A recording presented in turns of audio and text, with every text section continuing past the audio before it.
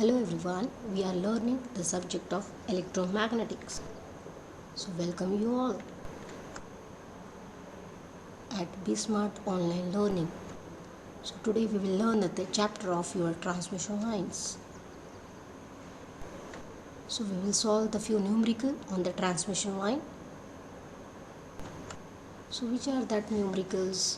The numerical number 1 is a distortionless line has a alpha is equals to 20 millirad per meter. The velocity is equals to 0.6 of c and the z0 is equals to 60 ohm, where the c is the velocity of the light in a vacuum. Find the primary line constant at a frequency of 100 megahertz. So in this numerical, few parameters are mentioned and we need to calculate the few things. So which we need to calculate? We need to calculate the primary constant, and we know very well the R, L, C, G in the transmission lines are the primary constants. And which parameters is given? That is attenuation constant, the velocity and the characteristics impedance is mentioned. So how we can start for the distortion-less line? So the condition is nothing but in the transmission line, the line is a distortion-less. So here the two derived expressions are mentioned, the equations and the formulas are already mentioned. That is nothing but my primary constant RC is equals to LC, where the R is nothing but the resistor, C capacitor, L inductors and G conductors. So this we can write same expression, we can write in G is equals to RC divided by L. That is also possible. Secondly is nothing but the characteristics impedance. In many of the textbook they refer as a R0. So this Z0 is equals to root of L by C is there. Okay, attenuation constant, that also you can find with the help of the what we can say the R divided by Z0, R divided by Z0, and if you want to calculate the R will be equals to alpha into Z0. Likewise you can find the unknown parameters which are related to your primary constant. Now come towards the next, that is nothing but the velocity. Velocity is nothing but omega divided by the beta, and other alternate formula related to the velocity is nothing but 1 by root of LC.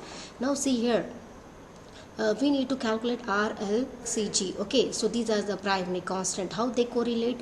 What is the relationship between with the primary constant? So R is equals to alpha into Z0. Alpha into Z0. Alpha is nothing but the 20 milli, and Z0, that is the characteristics impedance, is nothing but the 60. So you will get, if you do with the Cal-C, you will be able to find the answer is 1.2 ohm per meter. So you can cross verify this answer by calculating with a calculator. Okay, so here per meter, just all these things we are taking a per meter just because of the transmission line. So we know very well the R is measured in the ohm, and with the help of this transmission line per meter we are taking that value. Now come towards the inductor, that is equals to Z0 divided by V. In many of the textbook they are referring the R0. So here the Z0 characteristics impedance is a 60. The velocity is nothing but the velocity along with your the light velocity. So 0.6 into 3 into 10 to the power 8 you will get as 333 nanohenry per meter. Likewise the conductance is nothing but the alpha square by R. So alpha is again the 20 milli which is given in the numericals, that you can place of a whole square divided by R, which you have just now got that answer. So this will be 333 micromole per meter. Okay, so now the what we can say the conductance is equals to 1 by R0 of 1 by Z0. You may take either the R0 or Z0 of a velocity. So 1 by 0.6 into 3 into 10 to the power 8 into 60. Likewise 92.6 picofarad per meter you will get. So this is the numerical number 1 which is related to your the characteristic. Start with the cos hyperbolic gamma L. So here cos hyperbolic inverse. What is the gamma? Gamma is nothing 0.1 plus g of 10. What is my L? L is nothing but 1.5. So this 1.5 will be multiplied with the entire bracket of your 0.1 plus g of 10. So whatever you will get, that will be the hyperbolic cos. So that you can do with the help of the calculator. You will find as minus 0.769 plus g of 0.0. Likewise sine hyperbolic gamma L, you can find the propagation constant gamma is nothing but 0.1 plus g of 10, that will be multiplied with the 1.5 of entire bracket. Now do with the sine hyperbolic of that value whatever you will get here in the rectangular form. So same thing, after getting the sine hyperbolic you will get this equation, substitute the value of cos hyperbolic and the sine hyperbolic in the both the cases and multiply with the z0 value 50 plus g of 5, you will be able to find. In the numerical you will get the rectangular value, in the denominator you will get the rectangular value. Now it is not at all possible to cut that, the division is not at all possible in the rectangular. So what you need to do, in the numerator convert that rectangular into the polar, denominator convert that rectangular into the polar. Now polar divided by polar, cut the magnitude, and angle will be theta 1 minus theta 2. If you are going to cut both the magnitude, the angle will be theta 1, theta 2. So you will get one polar, and that polar you can convert into the rectangular. So final rectangular you will get as 57.32 plus G of 38.66 ohm. Now next numerical number 3 is a lossless transmission line is having a 75 ohm and the characteristics impedance. The line is terminated into the load impedance of 50 minus G of 100 ohm. The maximum voltage 100 volt is measured on the line. Find the minimum and the maximum value of your the voltages and the currents. So in this case you will be able to find the characteristics impedance Z0 is given.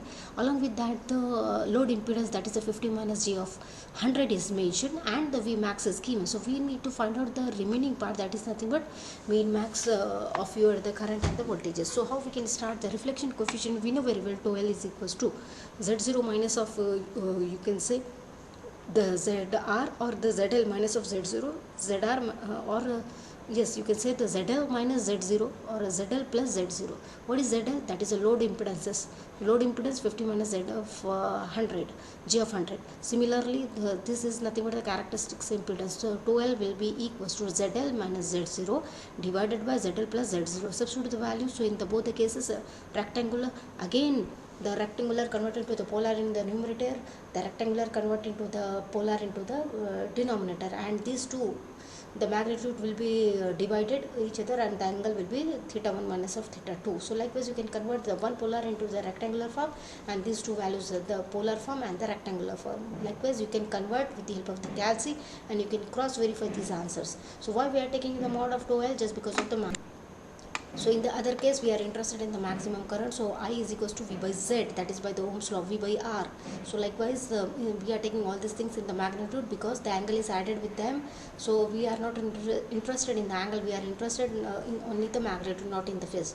So I is equals to V by Z, so I max, V max, Z0. So I is equals to 100 divided by 50 will be the 2 ampere.